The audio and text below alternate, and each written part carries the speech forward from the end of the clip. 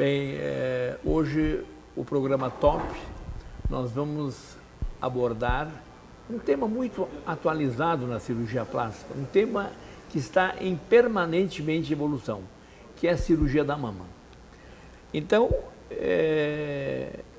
a terminologia da mama, a mamoplastia, ela pode ser dominada de duas formas, mamoplastia ou mamaplastia.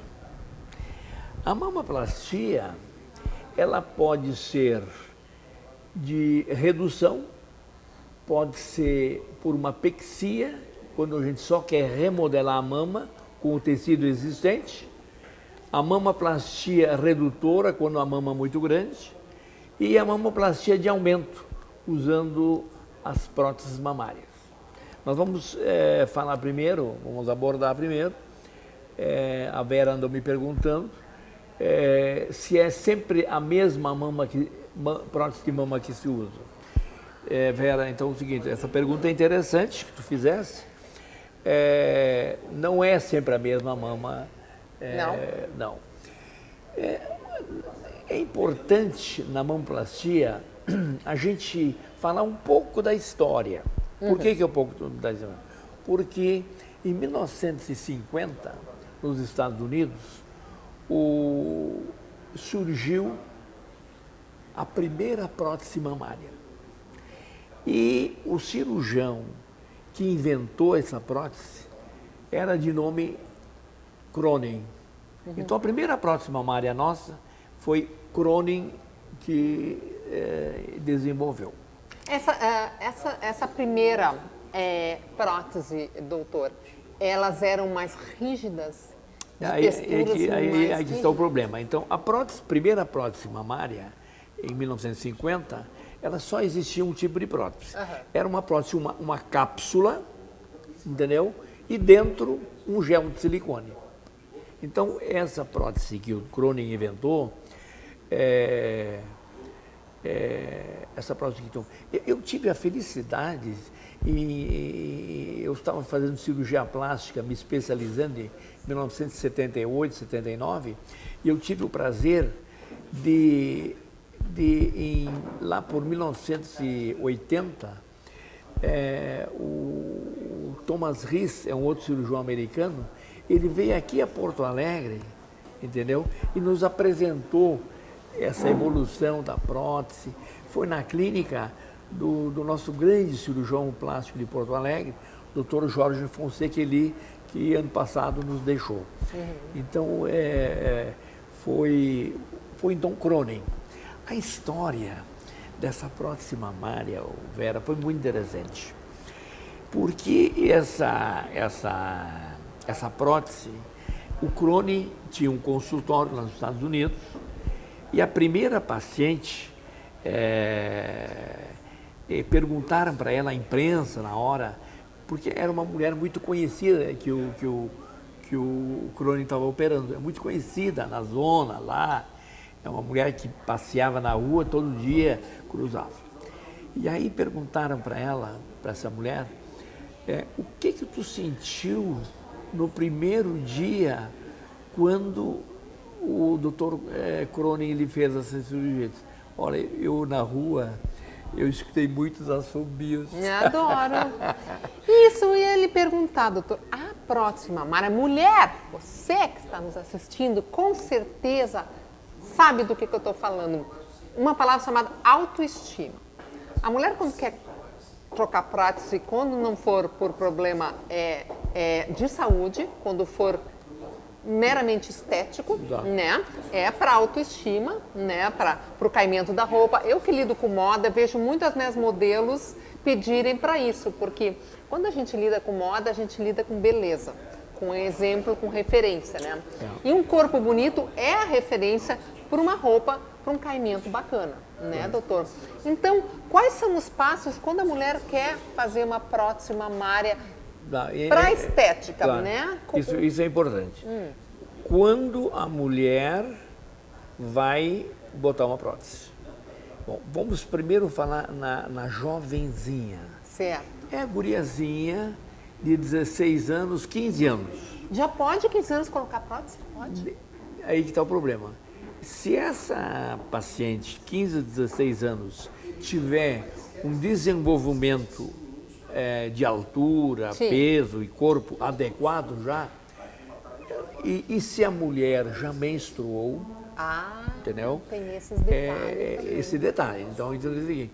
E tem 15, 16 anos, tem que sempre ter a anuência dos pais. Né? Ah, com Quer certeza. dizer, então, uma idade mínima é aquela mulher de 16 anos com bom desenvolvimento corporal, entendeu? Só que a sua mama é uma mama pequena. Diferente da estrutura do corpo. Então, aí nós vamos perguntar assim, ó, por onde nós vamos, tu perguntaste antes essa pergunta, doutor, normalmente a cirurgia plástica da mama, por onde é que vocês incluem? Essa pergunta me fizeram antes. Bom, eu então, Vera, te digo o seguinte, nós temos 3 grandes vias que nós podemos incluir uma prótese mamária. É a via no sulco mamário, bem no sulco, a mama tem um sulco, né?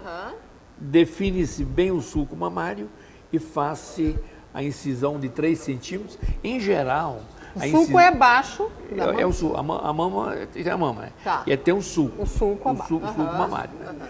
Onde a gente faz a incisão? A gente traça uma linha do mamilo até no tórax e dali para fora dessa linha se usa os 3 centímetros. Por que o sulco mamário ele é tão usado no mundo inteiro? Eu diria que 90% dos cirurgiões do mundo inteiro, americanos, alemães, brasileiros, usam o sulco mamário como via de acesso. E os outros 2 são? Os outros 2.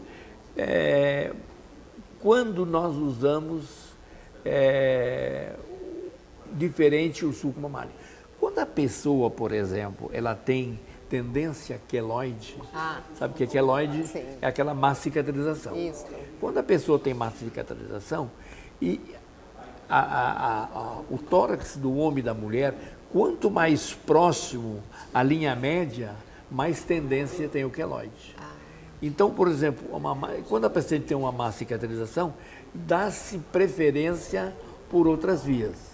A primeira via seria pela axila, porque na axila tu faz uma incisão, se não tem uma cicatrização muito boa, a cicatriz fica escondida. Entendi. Então a primeira opção, se a paciente tem uma má cicatrização, é a axila. Faça a incisão pela axila, se faz com luz fria, a cavidade da mama e se inclui por aí. Tem uma outra via também que eu gosto muito, quando eu não uso no sulco mamário, que é uma via pela areola, na borda inferior da areola. Certo. Aí tu me perguntasse, doutor, vocês colocam embaixo do músculo ou embaixo da glândula? Aí eu lhe respondo, Vera, na grande maioria, as próteses descansam sobre o músculo, que é logo embaixo da glândula. Tu faz, por exemplo, no sulco mamário, descola a mama, levanta a mama, deixa o músculo ali, abaixo fica o músculo, cria a cavidade, então tu inclui pelo sulco, embaixo, acima do músculo. A mesma coisa, por exemplo, se tu for usar a areola. Se tu for usar a areola, em geral tu pode bipartir a mama e aí descolar para cima e para baixo a mama, inclui a mesma coisa. A mesma coisa pela axila, entendeu? Tu vai pela axila e tal. E quando nós usamos colocar embaixo do músculo? Tu pergunta quando? Que é outra opção, né? Também. A opção, é uma opção. Muitas vezes, a opção de colocar embaixo do músculo é do cirurgião. Tem cirurgiões que preferem colocar sempre embaixo do músculo. Mas eu tenho como conduta, quando a paciente tem uma mama razoável para proteger, porque a prótese tem que ser protegida, né? Certo. E quem protege a prótese? É a própria mama. A própria mama. Agora, se a paciente tem uma mama muito pequena, praticamente não existe glândula, nós não podemos colocar embaixo da glândula, porque nós temos que ter mais tecido dela. E aí nós colocamos embaixo do músculo. Fica sensacional, Porque o que tu tens aí?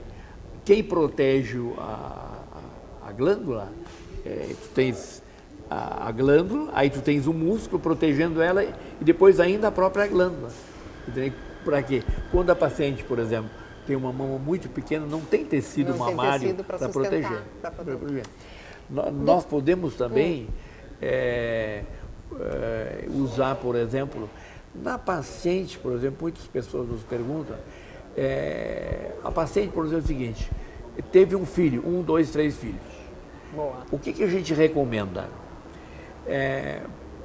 Por exemplo, assim, a paciente tem um primeiro filho, a mama ficou um pouquinho flácida, mas já está programando um segundo e um terceiro filho.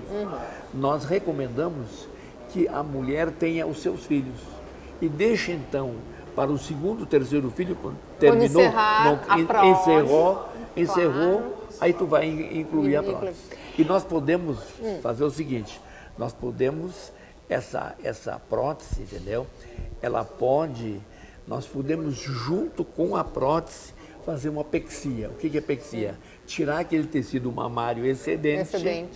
Entendeu? Nós podemos. Para ficar bonito visualmente, esteticamente, né, doutor? Atualmente, inclusive, há uma tendência dentro da cirurgia plástica que mesmo na mama redutora tem cirurgiões que mesmo tendo glândula suficiente, eles botam uma prótese para firmar a cirurgia no pós-operatório. Isso são tendências, né? Claro. São tendências. É que cada paciente é um paciente. Vocês fazem essa análise, anamnese, né? A mulher que está nos assistindo, a telespectadora, gostaria de colocar X ml, porque ela gostaria de ficar com aquele peitão, que nem a gente fala. Quem escolhe o tamanho da mama? É a paciente, é o médico, os dois em comum acordo? Em geral, os dois em comum acordo.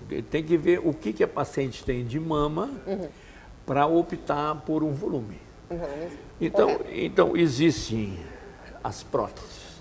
Aí nós temos próteses, nós temos desde Cronin, em 1950, quando ele fez a primeira prótese lisa com gel de silicone, desde então muita coisa evoluiu. Imagina. Nós temos hoje a prótese, nós temos ainda hoje a prótese lisa, que é usada principalmente na reconstrução de mama. Por exemplo, quando a paciente tem um câncer, quer fazer uma cirurgia, pode-se usar, por exemplo, o músculo, colocar para essa paciente que nasceu a reconstrução, pode botar a prótese embaixo do músculo. Então,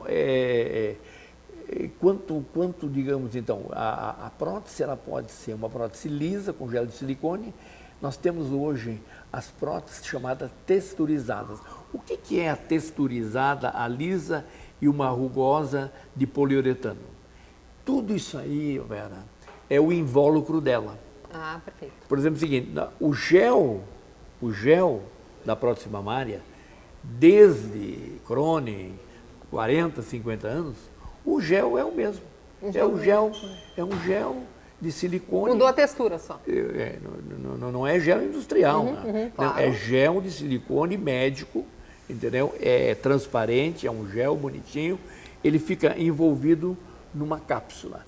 Essa cápsula, ela tem vários nomes. A cápsula pode ser lisa, entendeu? Pode ser texturizada e pode ser de poliuretano. O que é uma e outra? A lisa, nós já falamos. A texturizada, ela dá uma textura. Tudo isso aí, Vera, é o seguinte, qual é a grande intercorrência nas cirurgias da prótese mamária? É a contratura capsular. O que é a contratura capsular? Nós sabemos, por exemplo, que o organismo, se tu for botar, por exemplo, uma prótese embaixo, digamos, do músculo peitoral, reto abdominal, uma prótesezinha e tal, o que vai se formar ao redor dessa prótesezinha? Vai se formar uma cápsula.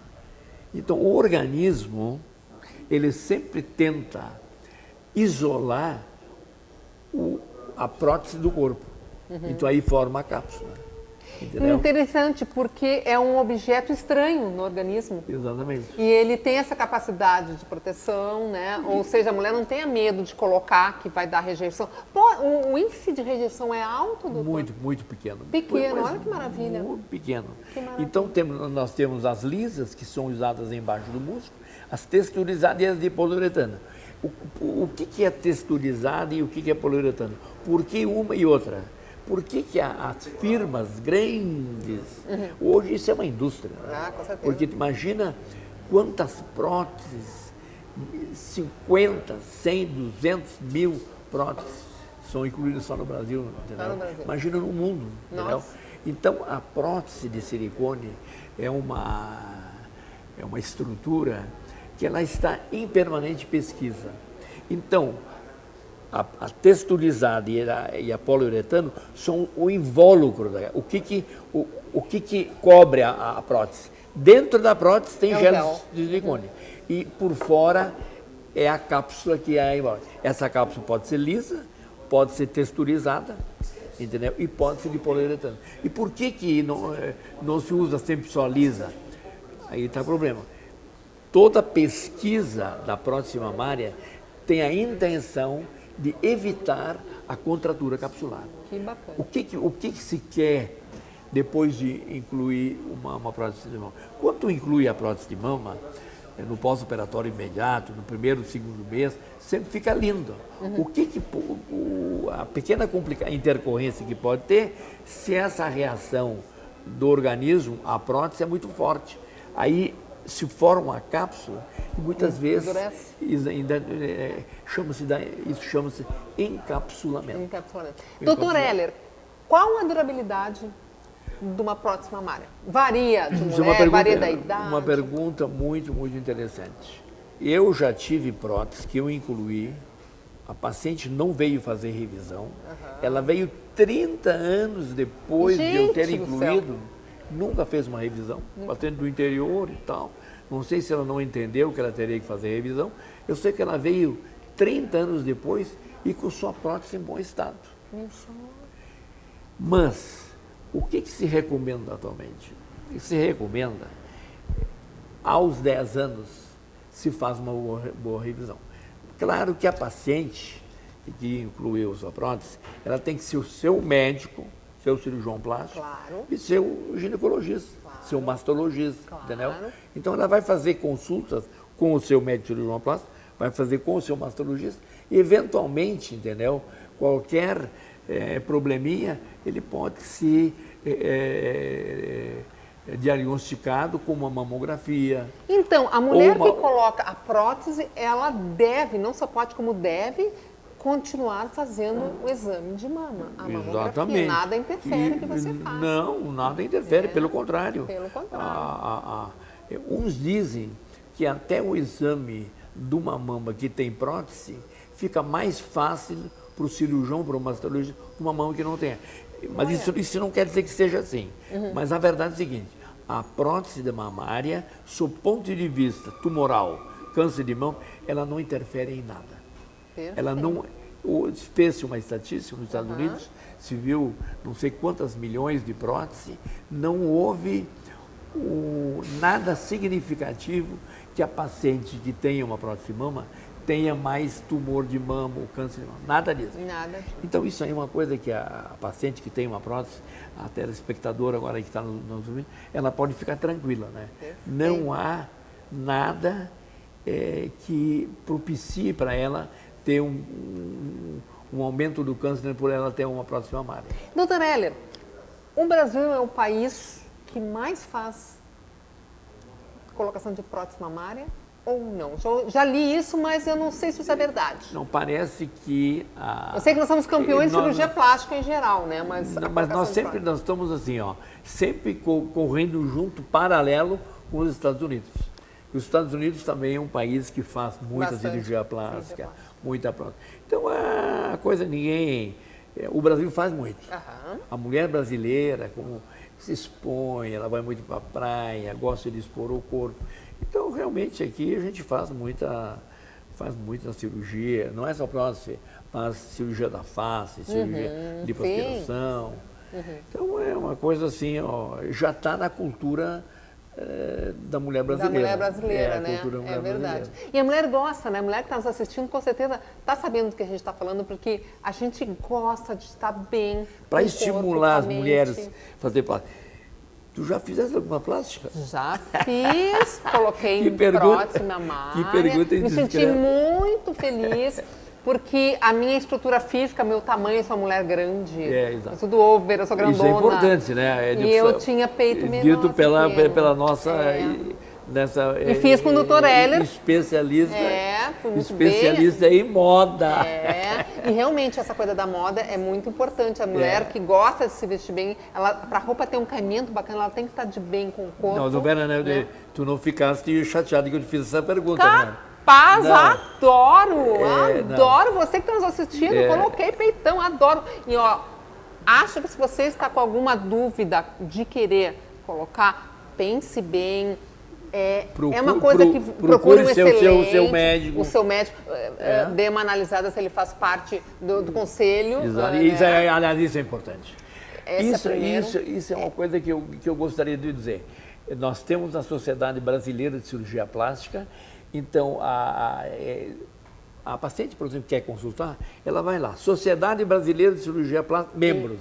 Ali vai ter tudo. Bota no Google. O Google tudo dá, minha gente. É por aí mais ou menos. É o chamado Dr. Google. O Dr. Google. Dr. Heller, olha, temos que encerrar, né? Infelizmente, está terminando. Amei esse papo. Com certeza, a telespectadora, você que está nos assistindo, e você, homem, namorado, marido, enfim, que assistiu, dê esses toques para a sua esposa, sua namorada, enfim. Porque é bacana, né? Claro. É bacana a pessoa saber. Nós vamos, então, encerrar o programa e nós... teremos na semana que vem outros assuntos interessantes. Não percam. E não percam, tá bom? Valeu muito, pessoal. Beijos. Tchau. Pois o Padre Daniel, nós vamos hoje ter um diálogo interessante. O Padre Daniel é um padre da igreja anglicana, né? E o padre, diga uma coisa, no Brasil, onde que é a sede da igreja anglicana? Bom, em primeiro lugar, muito bem-vindo a todos, né, que nos acompanham por esse meio de comunicação. Prazer estar aqui com o senhor, Dr. Nelson, sou uma personalidade na área, não é, da medicina, e a gente fica muito contente em estar aqui nesta mesa. A igreja anglicana, ela está em diversos lugares aqui no Brasil e no mundo, afinal de contas, não é? Somos uma igreja de comunhão livre, de comunhão independente. Não temos vinculação com Roma, tampouco o Papa Francisco, embora ele é uma personalidade muito importante para nós. É o nosso patriarca de Roma, mas aqui nós temos várias dioceses espalhadas. Aqui na região de Porto Alegre mesmo tem a diocese meridional, mas eu pertenço à diocese anglicana de Esmeraldas, que fica na região metropolitana de Belo Horizonte. Belo Horizonte, exatamente. E uma coisa, eu andei lendo uma coisa, Recife foi um dos lugares onde ela se instalou por primeiro, né? Justamente. Recife, né? Vamos entender uma coisa, a igreja anglicana ela faz parte de um grande nicho de igrejas aqui no Brasil, chamadas igrejas nacionais. Ou seja, a gente vai ter igreja católica apostólica independente, igreja católica apostólica brasileira e uma série de igrejas anglicanas que assim se denominam por conta, não é, dessa separação com a igreja de Roma. Muitos de nós viemos de Roma. Eu mesmo fui seminarista romano, tive toda a minha formação na Igreja Católica Romana, mas por não concordar com algumas coisas, entre elas o casamento dos padres, é que por opção fui ordenado padre na Igreja Anglicana. Porque o padre da Igreja Anglicana casa com uma pessoa normal, né? Casa, tem filho e tal. Pode inclusive se separar e casar de novo, né? Embora a gente tenha que entender o seguinte, o casamento ele é para toda a vida, mas o casamento é vinculado pelo amor. Se não tem mais amor, não tem por que as pessoas continuarem juntas, né? Exatamente. No próprio rito do matrimônio, a gente diz o que Deus uniu, o homem não separe e até que a morte o separe. Ou seja, se fala ali sobre a morte física, né? Se fala sobre a morte realmente do amor, onde as pessoas não sentem mais nada um pelo outro, onde elas não têm mais esse enlace, então não tem por que de continuarem juntas. Então se celebra o casamento de segunda união. E sobre padre casar, deixa bem claro isso para o nosso amigo telespectador, recorrendo um pouco da palavra de Deus, né? O padre por si só, ele é um representante do próprio Cristo. Quem foi o primeiro papa da igreja? Foi Pedro. E se o telespectador lembrar lá na Escritura, Jesus curou a sogra de Pedro. Ou seja, Pedro foi o primeiro papa, foi casado, né? E não vou muito longe, mas Jesus, ele escolhe a quem ele vai se reapresentar na sua ressurreição. E quem Jesus escolhe lá junto à pedra do sepulcro? Maria Madalena, pela qual Jesus tinha um grande apreço, não é? Então, sem dúvida alguma, essa ligação do divino com o humano também se faz na relação homem e mulher. Porque eu andei lendo, o senhor sabe que é uma coisa interessante, né? O senhor é padre da anglicana, entendeu? Sim. Eu estudei 5 anos num seminário, eu tenho minha formação básica toda num seminário protestante. Opa, então somos reformistas. Exatamente. Somos reformistas. Exatamente. Eu graças à minha igreja protestante, eu estou aqui sentado nesse momento aqui por causa da minha igreja. Que ótimo. Porque quando eu era jovem, 11 anos, eu me destacava na doutrina, né? Uhum. Vocês chamam também de doutrina? Para os jovens? No catequese, né? Chamamos de catequese. Na nossa igreja, na protestante, a gente fala doutrina. Sim. E nós tínhamos um pastor, o nome dele é Bracamayer, lá de Estrela. Sim. E eu me destacava na doutrina, né? Como se diz de vocês. Na catequese. Na catequese, entendeu? É doutrina, para nós é doutrina. E aí, um belo dia, o pastor me perguntou se eu não gostaria de seguir a vida religiosa. O pastor, né? Estava com 11 anos. E aquilo me deu um choque, assim, entendeu? E meu irmão havia estudado antes num colégio em Lajeado. E meu pai tirou meu irmão porque o pai não tinha condições de um colégio financeiras. E aí, quando eu recebi esse convite do pastor, e o pastor me disse que ele me conseguiria uma bolsa integral. Pô, perfeito. Perfeito. Claro. E aí, com 11 anos, eu fui para o seminário em São Leopoldo. Vocês conhecem ali o Instituto Pré-Teológico? Claro. O Morro do Espelho? Claro. Faculdade de Teologia, Colégio Sinodal? Pois eu estudei 5 anos lá. A minha formação básica, toda ela é pela igreja. Então, os 5 anos primeiros da minha formação, eu estudei lá, comecei a estudar lá em 56, e em 56, recém a guerra tinha terminado 11 anos, e todos os meus professores, pastores, eram vindos da Alemanha. Todo mundo escapou da guerra. Então, eu tenho uma bastante ligação com a religião, né? Com toda e qualquer religião, e sempre me interessa. E quando me disseram para Daniel, que eu ia ter um papo com o senhor, eu fiquei muito feliz, sabe? Porque eu acho que é uma coisa assim que me fascina. Eu não segui o curso depois, não fui para a faculdade de teologia, mas a formação básica toda eu tenho do seminário. Lá nós temos um grande seminário, aliás, nós temos o único seminário protestante da Igreja Evangélica de Confissão Luterana, né? Sim. É o único na América, lá no Morro do Espelho. E ali o senhor teve seu embasamento até mesmo para retórica, observação, entendimento. Veja que a preparação religiosa, ela se dá, independente até de confissão ou credo, mas a partir do entendimento do Evangelho. O Evangelho é o mesmo. Claro. Né? Então, quando a gente sabe entender e sabe justamente transmitir isso para as pessoas, a gente consegue, de fato, além de sermos pessoas melhores, transformar a vida das pessoas. Exatamente. Exatamente. E nesse paradoxo, né, que a gente encontra aqui entre fé e razão, entre fé e a questão da medicina, ou a fé e ciência, me recorda sempre, né, aquela máxima, onde a gente fala da palavra de Deus. Mas como a gente veio de Adão e Eva, que negócio é esse? Big Bang? Opa! Sempre eu explico o seguinte: Deus, na sua magnitude, Ele nos dá, através da palavra de Deus, o porquê das coisas. O como das coisas, Deus nos dá a nossa inteligência, Deus nos dá esse nosso modus operandi de correr atrás de material, através, daqueles que já estudaram acerca da nossa origem. Então, o porquê das coisas a gente encontra na palavra de Deus. Agora, o como fazer uma cirurgia bem sucedida, como transformar a vida das pessoas através das suas mãos, só a sua racionalidade está no como. Então, esse paradoxo eu acho fundamental. Exato. Então quer dizer que andei vendo aqui que o casamento da rainha com Filipe II na Espanha, foi em 1559. Justo. Né? E aí a igreja anglicana, ela se estabeleceu naquela época, mais ou menos, né? Sim, justamente. Ela chega naquela época com critérios, né, muito ligados ao reino. Deixar bem claro que a fundamentação da igreja anglicana naquele período era uma. Hoje a gente talvez entenda ela de uma outra forma. A gente não tem mais ligação com a rainha Elizabeth. Temos uma ligação direta com o nosso bispo primaz.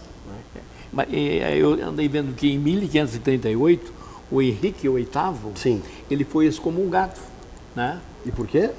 Porque ele deu, eu não sei por que exatamente. Na verdade, essa rachadura se dá por conta de um envolvimento mais financeiro, né? Que estava se dando. Exatamente. Questão Eles não queriam mais contribuir para Roma, né? Exato. E aí é nesse momento que ele cria, né, vamos dizer, uma igreja particular a princípio, né, que era a igreja anglo, né, católica, a igreja anglicana. E dali para frente, então, ela vai caminhando paralelo à igreja de Roma. E é interessante que se diga o seguinte, né, tão paralelo que as celebrações da missa mesmo eram em latim. E quando a igreja de Roma, em 1962 a 1969, ela tem o Concílio Vaticano II, o Concílio Vaticano II, o que é na igreja católica romana? É o momento em que o padre deixa a batina preta, é o momento em que o padre deixa a língua do latim para a língua vernácula, ou seja, nós aqui no Brasil o português, no Argentina o espanhol, e se volta ao povo para celebrar a missa, por um ecumenismo, um gesto de ecumenismo, nós também adotamos isso. Né? Nossa missa também é celebrada na língua vernácula, não tem nada de latim. E importa que se diga uma curiosidade também para você de casa, né? Você que é católico romano está vendo o padre aqui com esse colarinho branco, que é o clergyman. Como é que chama? Clergyman, né? Clergyman. Esse colarinho branco aqui, ele é como fosse justamente uma coleira. E esse branquinho é para que tudo aquilo que saia da minha garganta seja uma palavra divina, uma palavra de paz, uma palavra de Deus, uma palavra purificada. Por isso. Tá, mas por que os padres romanos usam? Bom, a priori na Igreja Católica Romana a vestimenta era a batina preta. Como os padres anglicanos, ou mesmo os protestantes como os luteranos, eles têm, além de uma vida religiosa, uma vida civil, ficava muito difícil. Imaginem um padre que na sua vida civil fosse um carpinteiro, ou um padre que na sua vida civil fosse um ferreiro, ou mesmo um médico, não é? Como ele iria permanecer de batina o tempo todo? Ou mesmo, como poderia este padre estar o tempo todo com aquele paramento pesado? Mas ele tinha que ter um sinal.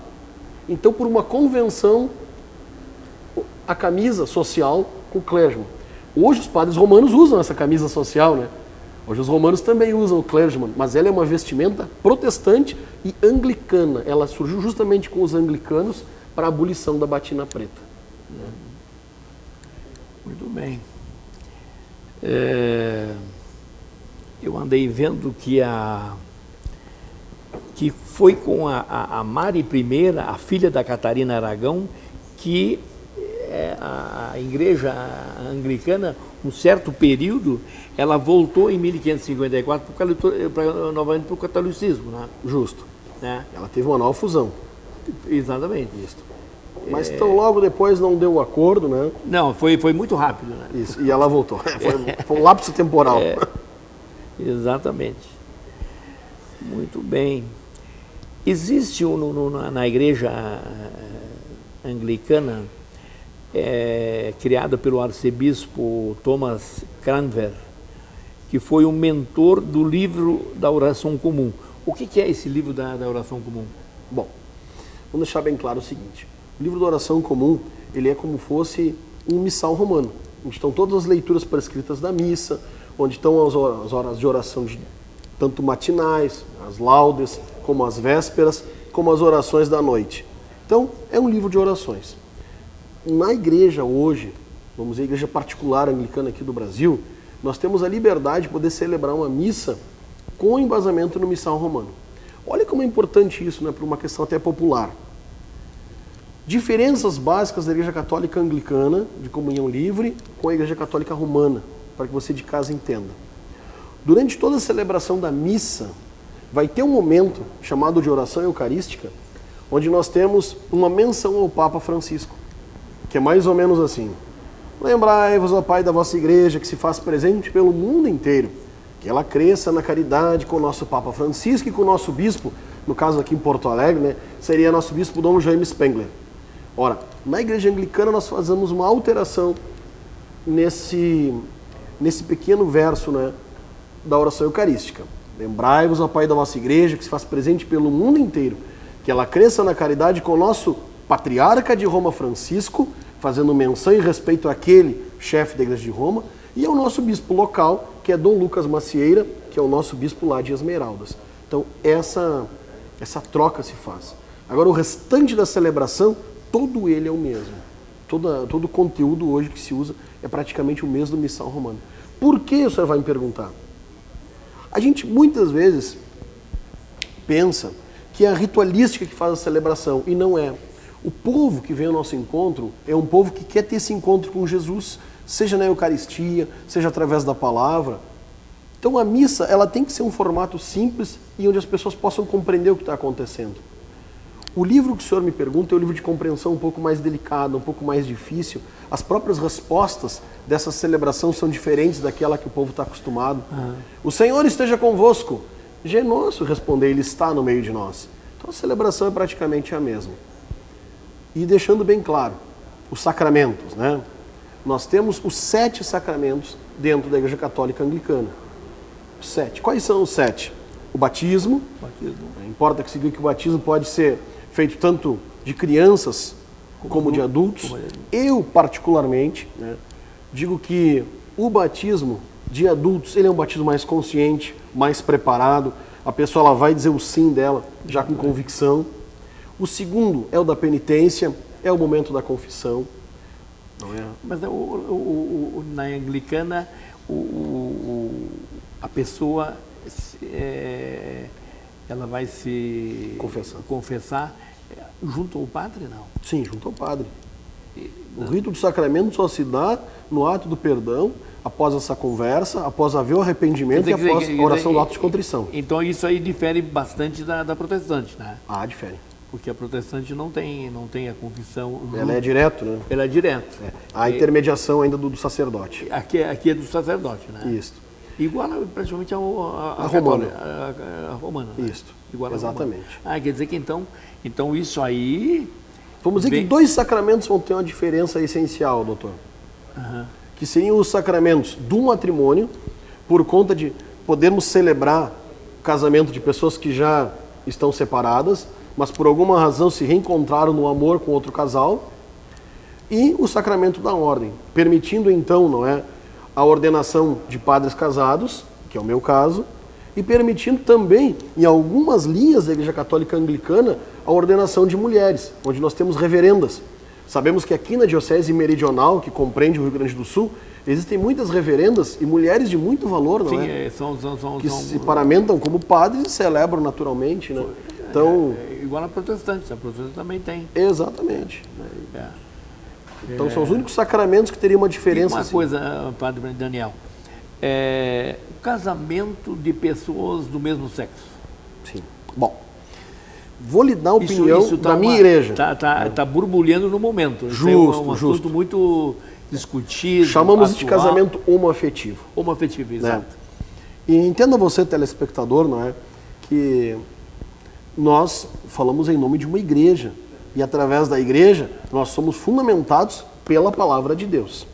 Justamente um dos evangelhos do rito do matrimônio diz: o homem deixará sua casa, seu pai e sua mãe e se unirá a uma mulher. E os dois formarão uma só família. Carne. Né? Uma só carne. Então o que acontece? Desde a origem, não é? Nós entendemos na concepção até mesmo da família nuclear, né? Desde Adão e Eva. Desde Adão e Eva, né? Homem, mulher, filhos. Vivemos um momento na nossa sociedade onde a interpretação é outra. Jamais eu vou me negar a dar uma bênção especial àquelas pessoas que de fato querem ver a sua união. E muitas delas adotando crianças e tendo atitudes, não é, muito bonitas de acolher o próximo. Claro. Agora, formalizar o sacramento do matrimônio, neste momento, volto a dizer, algumas dioceses particulares da Igreja Anglicana realizam o casamento homoafetivo. Aqui a Diocese Meridional, que compreende essa região, ela realiza. Nós, da Diocese já de Esmeraldas, o nosso bispo não recomenda. O nosso bispo nos recomenda uma bênção aos casais homoafetivos, né? Só uma bênção. Uma bênção, uma cerimônia. Agora, a realização do sacramento, não. Justamente por conta desse embasamento bíblico, né? Isso difere, então, lá de Esmeralda com Porto Alegre. Com certeza. Já por uma questão de obediência ao bispo primaz. Cada bispo tem uma compreensão desse tema, né? Aqui quem é aqui é o... Aqui é o bispo... Eu vou recorrer para logo a gente colocar essa informação aí para o nosso telespectador, mas tem um outro bispo local aqui desta Diocese Meridional que dá essa permissão para o casamento homofetivo e também para a ordenação de mulheres. Exato. Esse é um assunto, a união homoafetiva é um assunto muito, aliás, em todas as religiões, né? Sem dúvida. Mas é um sinal dos tempos, né, doutor? É um sinal dos tempos. Né? A gente não pode se fechar uma realidade e tampouco dar as costas, né, às pessoas que, assim como nós, buscam o seu espaço. Ou seja, eu sou mais gordinho, o senhor é mais magrinho, por uma questão social, por uma questão física, todos nós temos a mesma concepção humana e por isso devemos ser respeitados. O respeito mútuo começa justamente na questão da igualdade. Então, seja homofetivo ou não, se buscou a bênção de Deus, merece recebê-la. Agora, numa interpretação sacramental, o casamento, pelo menos na Diocese de Esmeraldas, não acontece. Ontem eu vi um artigo muito interessante nos Estados Unidos, um casal, dois jovens se uniram, entendeu? E fizeram são brasileiros e nos Estados Unidos a barriga de aluguel ela é permitida.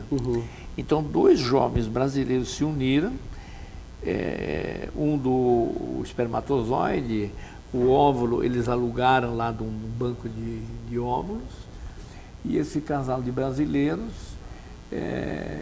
casualmente deu gêmeos por uma barriga de aluguel nos Estados Unidos. Tu vê que coisa interessante. Não, como está o momento agora, entendeu? Quer dizer, tu faz uma união, essa união aluga uma barriga de aluguel e isso é uma coisa interessante, né? Sinal dos tempos. Como o mundo, entendeu? Atualmente ele está... Como ele está em giro, né? Está em mudança, está em... Isso aí, a igreja, pelo que eu vi, que o senhor falava, o padre Daniel, a igreja anglicana, ela está se modernizando, né? Justamente, ela tem mais abertura nesse sentido, até porque a gente tem que ser a igreja da inclusão. E na igreja da inclusão, a gente não pode deixar ninguém de fora, né? Padre Daniel, foi uma satisfação muito grande. O prazer foi todo meu, né? E espero que não seja o primeiro e nem o último, não seja o último. Nos reencontraremos. Vamos nos reencontrar. E só lembrando, né, que a gente está celebrando aí todos os domingos aí em Viamão. Podemos passar depois aqui embaixo, inclusive, o endereço das nossas celebrações de Santa Missa. Se você ficou curioso, quer participar conosco, né, nos encontre pelas redes sociais ou venha celebrar a Eucaristia conosco. Obrigado pelo convite. Obrigado. Muito sucesso, doutor. Muito obrigado. As satisfações foram minhas. Viu?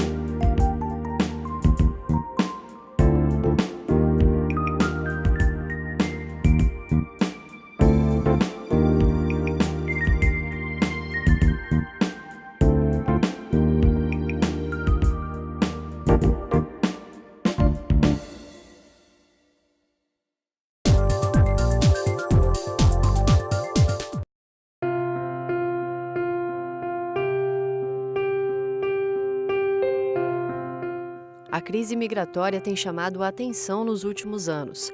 De acordo com a Agência da ONU para Refugiados, mais de 70 milhões de pessoas foram forçadas a deixar suas casas em todo o mundo. Nos últimos 10 anos, o número de refugiados cresceu mais de 50%.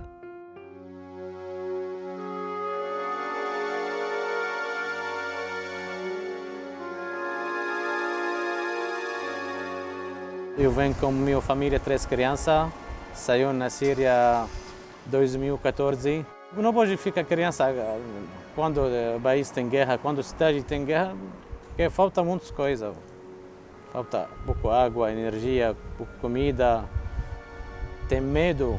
Eu morava na Síria, Damasco, na capital da Síria. Eu venho para o Brasil em 2013, no final do ano. Refugiados são pessoas obrigadas a deixar o país de origem devido à grave e generalizada violação de direitos humanos, conflitos armados ou perseguição por motivos de raça, religião, nacionalidade, grupo social ou opiniões políticas. Para essas pessoas, o país de origem é perigoso e, por isso, precisam buscar refúgio em outro lugar. O Brasil já reconheceu mais de 11 mil refugiados, de acordo com o relatório Tendências Globais da Agência da ONU para Refugiados. Segundo o Ministério da Justiça, até o fim de 2017, os países com maior número de refugiados no Brasil eram a Síria, República Democrática do Congo, Paquistão e Palestina. Nosso país, por ser parte da Convenção Americana de Direitos Humanos, garante que a pessoa tem não somente o direito de pedir refúgio, mas também o direito de ser reconhecida como refugiado, o que implica a não devolução dessa pessoa ao seu país de origem, que é exatamente o local em que a vida dela correria risco, e os mesmos direitos e deveres que teriam outros estrangeiros em situação regular no país, o que é basicamente os mesmos direitos e deveres que têm os nacionais, com exceção dos direitos políticos. A legislação brasileira ela é bastante liberal, ela recebe bem o refugiado. Então a pessoa, no momento que solicita o refúgio, ela já tem um visto provisório de trabalho, já tem uma identidade provisória e ela pode circular livremente por todo o território nacional. Não é todo o país que acontece isso, pelo contrário. Em boa parte dos países a pessoa é colocada num campo de refugiados e nós sabemos bem o que significa isso.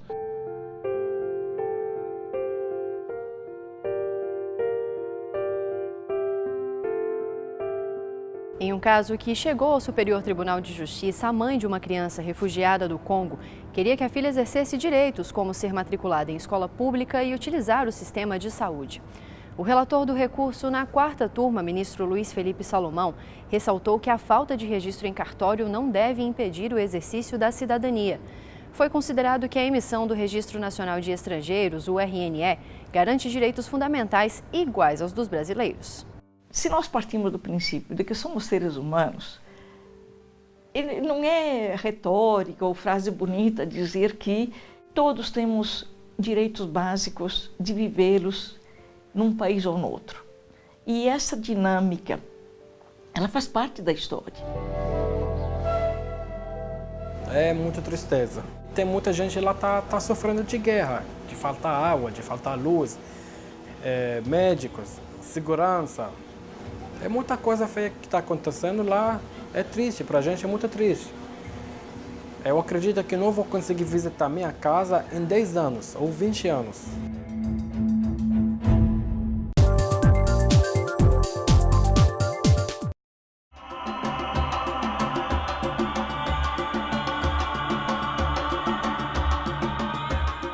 Lá no meu país, Guiné-Conakry, tem problema de política, viu? Donc, você vai estudar até acabar, não tem trabalho, você vai ficar só esperando a ajuda da mãe e esperando a ajuda do pai. Você vai ficar lá até você vai ter 30 anos, 40 anos, não tem nada. Tem muita gente desempregada, mas mesmo gente que trabalha é muito difícil porque o salário é muito pouquinho. Essa é a realidade de pessoas que precisam deixar seu país. Às vezes não há uma guerra ou perseguição instaurada. A luta é para sobreviver.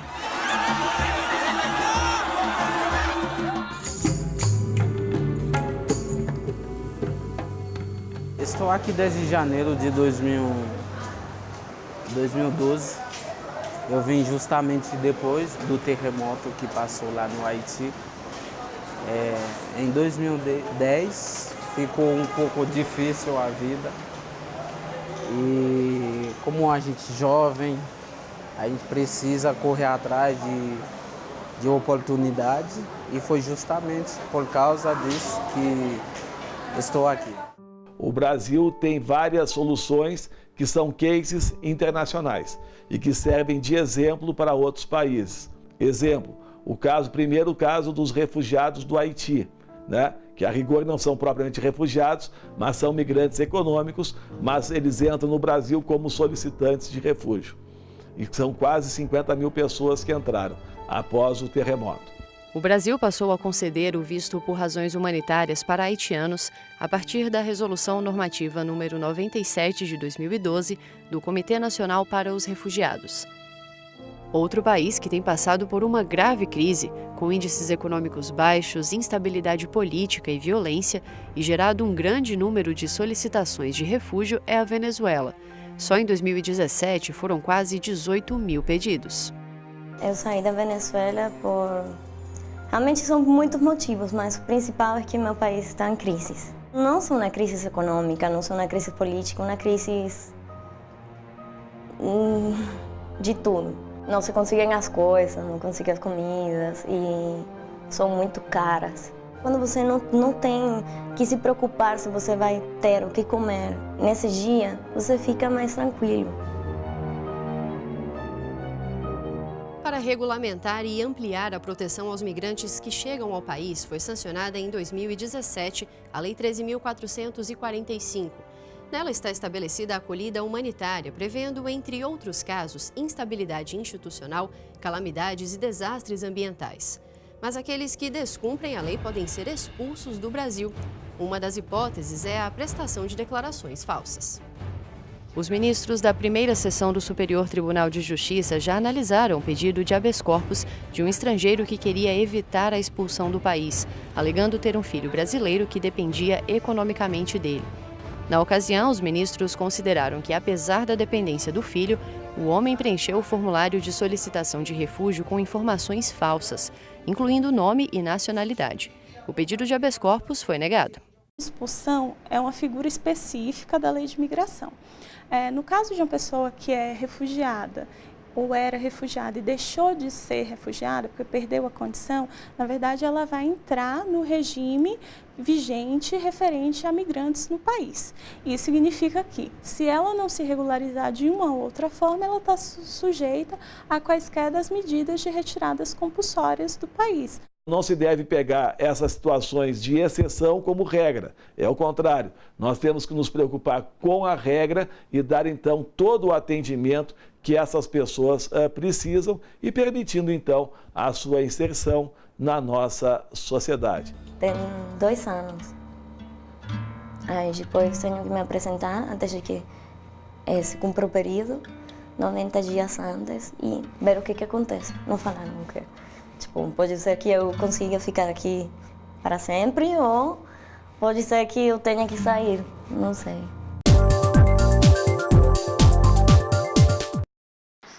O caso analisado é de um motorista da Uber que teve a conta suspensa pela empresa por comportamento irregular e mau uso do aplicativo.